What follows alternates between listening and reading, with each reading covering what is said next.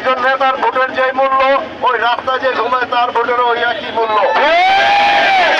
বন্ধুরা, আমাদেরকে এখানে চাঁদপুরে যে অনেকেই বলেন নেতা হবে, কে নেতা হবে, নেতা নির্ধারণ করবে আমার নেতা, আমাদের নেতা তারেক রহমান। আমাদের চাঁদপুরে যে কমিটি আছে, যে কাঠামো আছে আমাদের ছাত্রদল, যুবদল এবং বিএনপি, আমি আপনাদেরকে আহ্বান জানাচ্ছি ওই কাঠামো অনুযায়ী আপনারা যে যার নেতৃত্ব থেকে মেনে নেন।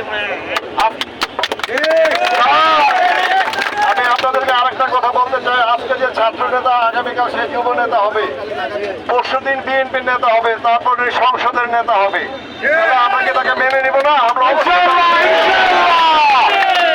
বন্ধুরা, যে শিশুটি হাঁটি হাঁটি পাস করে শুরু করে 18 বছর বয়সে বা 16 বছর বয়সে সে মেট্রিক পাস করে, ইউনিভার্সিটি যায়, সে বিসিএস করে, সে পলিটিশিয়ান হয়, তাহলে আমাদের যে রাজনীতির বয়স 5ই আগস্ট থেকে আবার নতুন করে আমাদের বয়স শুরু হয়েছে।